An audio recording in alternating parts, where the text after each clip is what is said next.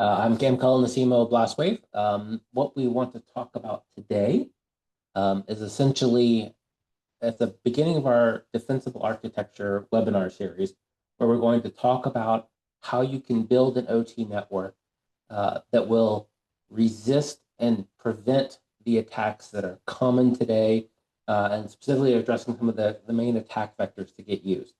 So I'll move my face from this now and just talk about the webinar. But I did want to give you a peek that I'm here and I'm a real person. This is not AI generated. This is all me, which is part of our discussion today. So let's talk about building a defensible architecture. In the first phase in any defense plan is understanding what it is that you're going to be defending. If you don't know what's on your network, you can't A, protect it, but B, you also don't know if the things on your network are doing the good things or bad things, or if they should be protected or they should be eliminated. So one of the common things in the OT side was in the past, they used to have air gaps where they would actually prevent the OT devices from talking to anything on the network or outside of their environment. However, that's not a realistic thing anymore. So it's one of those challenges that people have. How can I, in this other scenario of the connected world, how do we deal with that? So let's talk about that. So first, this is OT now. In the IT world, they like to talk about upgrades and patches and using newest technology every 3 to 5 years, but there are still systems. And yes, I found this picture on the internet.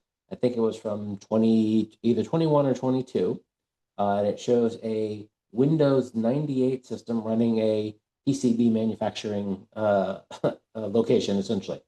So your OT environments that are in the wild today are not all brand new technology. There's mixes of things that are not connected from the 1960s and 70s and 80s, all the way up to things which are brand new that just launched yesterday. So you will have a mix of environments, and what that leads to is a problem where you have to deal with things that literally cannot be patched. And if patching is your strategy, you can't win, especially in OT, but honestly kind of in IT as well. And the reason why is that some of these things, A, can't be patched, as we saw with things like Windows 98. I think even Windows 10 is about to come off updates and security issues. But many of these things, which still work fine, by the way, are not being supported and patched, security updated anymore. But even worse than just the simple patching is that vulnerabilities are inevitable, and exploits are AI powered more commonly now than they ever have been. Not only are the OT devices vulnerable to 0 days, but also the systems that tend to protect them are also vulnerable to 0 days and hacks. We just saw the report on F5 last week that their big IP software was hacked, essentially, that someone got the source code. So you better believe that they are looking through that code base to find vulnerabilities. The firewall systems have vulnerabilities left and right as well. So this is not a problem with just the devices. It's also the systems that protect them are also coming up more and more vulnerable as time goes on. And if you think that these vulnerabilities won't be found on your network, I like to use this example just because it's so powerful. ForScout, I was doing a research project, and they put a honeypot online that looked like a water treatment plant for about 90 days. And this one water treatment plant that had no advertisement, wasn't advertised, it was just sitting on the internet, was getting scanned constantly at the rate of about 11 scans per minute for something that wasn't supposed to exist, didn't know, it wasn't out there, wasn't advertising itself. So if you have something on the internet, it will be found and it can be exploited. In fact, ForScout also announced that a Russian hacking group thought they had owned a particular water treatment plant that turned out to be a water treatment honeypot just like this. So this hacking group was bragging about their hacks, and it turns out it wasn't even a real facility that they thought they had control of. It was just a honeypot. So this will happen. So you have to be aware of this, that this is an issue for you, even if you think you are not target of consequence, you will be scanned. The problem in the OT environment, especially when we think of it as a critical infrastructure, is that failure is not an option. Now, this particular line was used in the movie Apollo 13, even though Gene Kranz, who was the actual person that the story was based upon, says he didn't say this. But it reflects really the seriousness of the issue that we're talking about here. In Apollo 13, we had astronauts that were in space, they had an issue, and just giving up on them wasn't a problem. You can't just reboot the system, although that is essentially what they ended up doing, but they had to figure out how to do that safely, how to do it securely so that the astronauts would live. So you have to figure out, how can I protect these environments while they're still running, while the spacecraft is still running, while the airplane is running? How do you, basically replace the engine? How do I secure this? So what we want to talk about is understanding that the OT environment itself is very fragile. One of the interesting things about asset discovery is if you tell an OT network manager that you're going to scan their environment to figure out what device is on, they will usually get very nervous because some of those systems can't handle pings. Old PLCs, for example, they don't want to be pinged to discover what they are, because that will cause them to reboot or to fail. And you can't just reboot things, rebooting nuclear reactors or furnaces. It's not a 3-minute process, maybe like Windows is. You just have to be very careful, and you want to keep the system operational. And the cost of failure is too high. If an IT system reboots, your email takes a little bit longer to get there. But if a factory line fails, HMI update fails, or a patch, or suddenly one of these systems goes offline because it's getting attacked by something, your production line stops. And that may be at the cost of $500,000 an hour. So we're talking millions of dollars of lost productivity. And we have seen these hacks time and time again in the public. So how do we stop this? Well, the first thing you do to stop an attack is understand what process is used to attack by the hackers. The very first phase in every attack is doing reconnaissance, understanding what it is that's out there and what are the different ways by preparing that attack that I can exploit that. So what you want to do in an environment where I know I have systems that are vulnerable, that have vulnerabilities that can be found, is I want to make them not be able to be found. So the idea that you can block these vulnerabilities or put a firewall in the way, or just basically patch them. There was a study done by that IBM reported on, basically saying that ChatGPT was able to correctly exploit day one vulnerabilities 87% of the time. So if you announce a 0-day vulnerability and you put out a description of it, what they were able to do is, by feeding that description into ChatGPT with some very educated guesses by people who knew what they were doing, they could figure out how to exploit that vulnerability 87% of the time. So this all leads us to the idea that patching is not going to work. You can't do this. So how do we stop our vulnerable systems from being exploited? Well, what if, is what I like to say. Hackers that were trying to get to your network couldn't find it? What if every attack they tried, or every scan they ran, they saw nothing? And this is what BlastWave believes is the way to defeat both the manual hackers that are out there today going after your network, but more importantly, the AI-based hackers that are out there trying to figure out how to automatically discover what your network is doing what the vulnerabilities are and exploiting them. Huntress, the CEO, reported that in the criminal space, specifically for hackers, the majority of hacking occurs without any human intervention. So they reconnaissance your networks, they conduct the credential stuff, they do the initial exploits, they get to the system, they own it, and essentially a human only gets involved in some of these enterprises when they're trying to make the ransom to the company. So this is how automated so many of these things are. And you have to stop that. And the way you do that is by using the ideas that are talked about in the NIST security framework, the NIST CSF or cybersecurity framework, and applying the ideas of the defensible architecture, which is offered by the SANS Institute and kind of their 5 critical controls.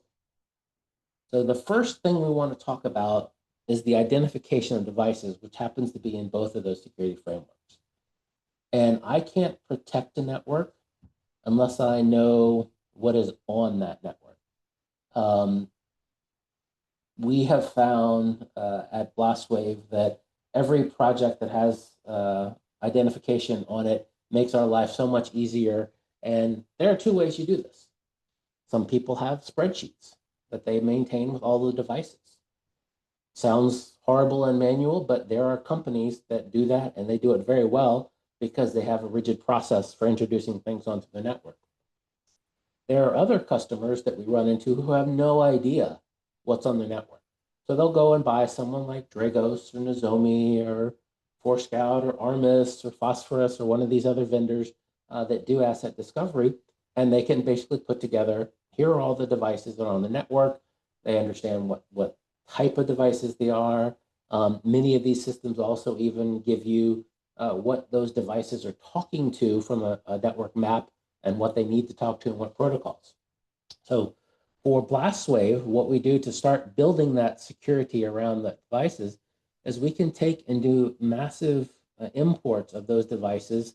It can be from CSV, it can be from the API, from those products, or you can be manual entered. And what's really, really important, and we'll talk about why later, is when we talk about this import, it's not just being able to take that file in, but what are the system that they're behind? For example, what BlastWave gateway is it sitting behind?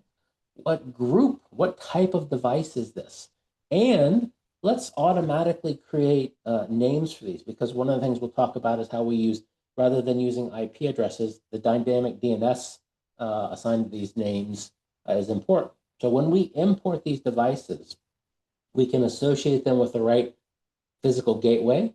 And that may be based upon, well, I know all these devices are at site A, therefore the gateway I'm going to put in there are site A. So that file name, site A devices, its gateway. Oh, these are all PLCs, and we're going to call them Boston PLC 1, 2, 1,000 or 10,000, whatever those numbers may be.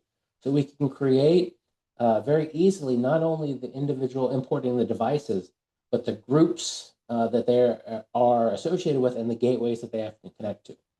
And what we now have is a basis of what are the devices on my network that need to be protected. We've actually seen this happen in real life in ways that are kind of beautiful to watch. We had a customer in the oil and gas space. The boss asked him when he was going to be done adding all the 20,000 new devices from an acquisition. And the engineer said, oh, I'm already done. I finished it in under 30 days with BlastWave, because they literally just imported all the device names in every single site into their network, and they basically fit into their existing policy framework with little to no work. And we'll talk about that now. So this can happen fast. It is not a process that is scary or undoable. It can be done. And the second part is, now that I know those devices, I want to make sure that they cannot be accessed from the internet and essentially become all their vulnerabilities be able to be exploited. So we have this concept called network cloaking, and we did a webinar a month ago on this, so I won't go into detail on it. You can feel free to go back and watch that recording.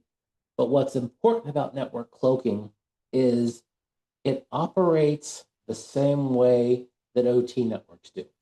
It can make the networks look flat, not just flat at one site, but it can make the entire OT network look like a single flat environment.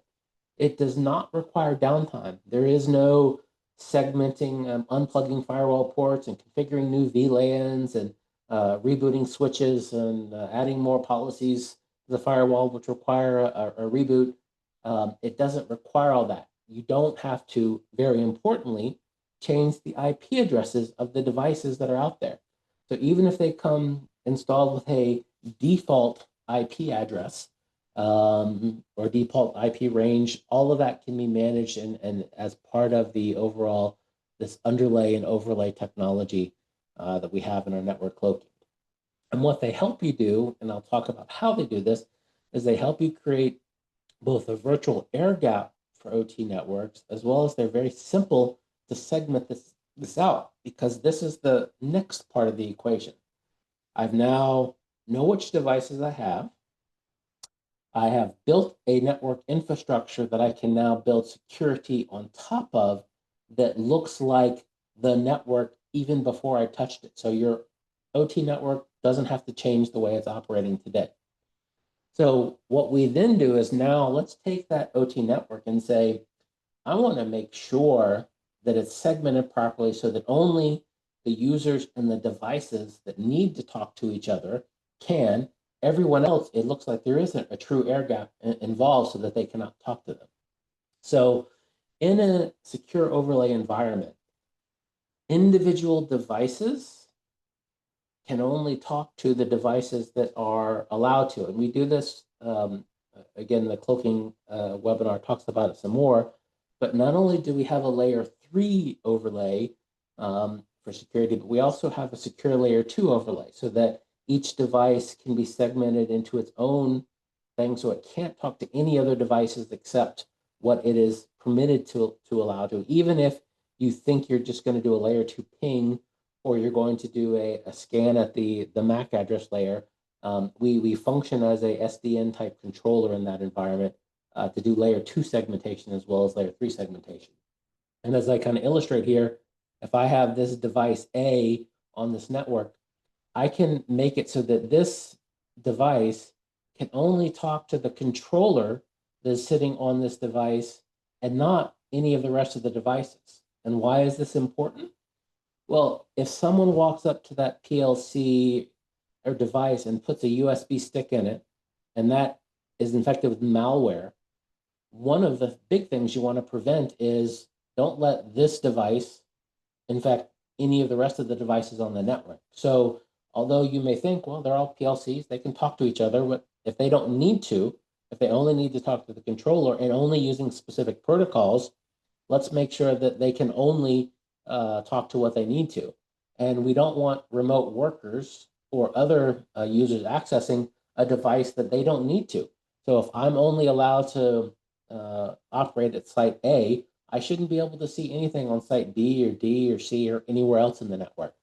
So we can, with non-physical oriented and non-location based policies, make sure that users can only see what they are supposed to and devices can only talk what they are supposed to talk to.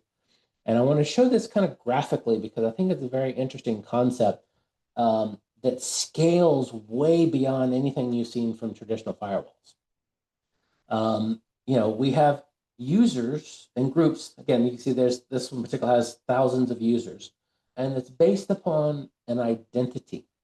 It's not an IP range that's associated with a VPN connection or a VPN box that has people coming in, or even a subnet on your IT network that you're going to allow. It's a very restrictive based on your identity, and we're going to talk about remote access later in this webinar series. But it allows you to say this user can do certain things. In this case, there's a whole group of people which are just Blast Shield users that have certain privileges in the network. And the policy here is factory talk, which means they can talk to other factory systems that they're allowed to. You can also take devices and say, I want to allow all of these devices in the network monitoring to be able to only send network monitoring and management traffic. In this case, it may be protocol limited. Maybe that's just SNMP, or maybe it's a Modbus connection. And I may say that I only want to allow authorized users to get to specific, in this case, maybe their SCADA endpoints. And again, you can see there are thousands, there's 2,500 different devices on this particular group. So try doing this in an ACL environment. Try doing this every time I add one, and basically the policy lists become complicated and even more challenging. Try and figure out what firewall rules apply for ND-GLO-3 and Lee Vasquez. You're not going to be able to figure that out in a firewall. With BlastWave, those policies are very, very easy to figure out and find. And then finally, the last thing I want to touch upon was, do you really have a true egress virtual air gap?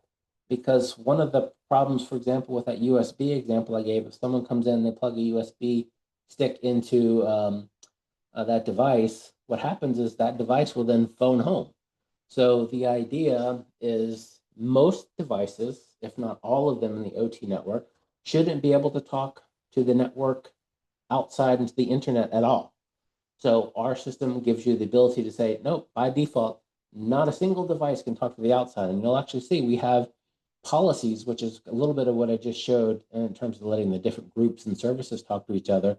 But specifically, we have separate egress policies. So unlike a firewall where internal devices can typically get a pinhole automatically through the firewall just by initiating a connection, that is not the case in the zero trust type environment.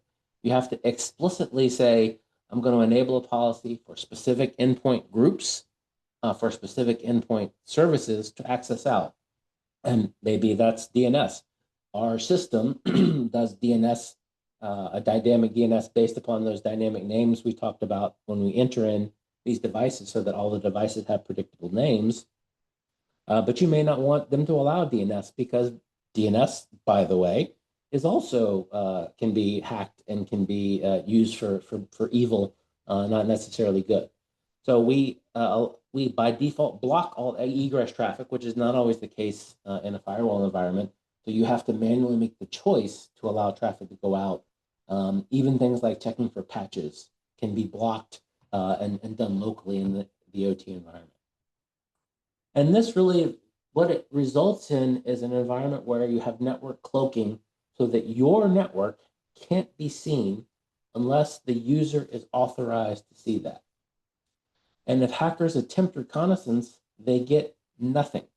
There's no response from the gateway, no pings get through. You have a virtual air gap from the internal systems and a virtual air gap from the internet. In fact, for those who understand how some of the zero trust technology works, essentially, you can't even make a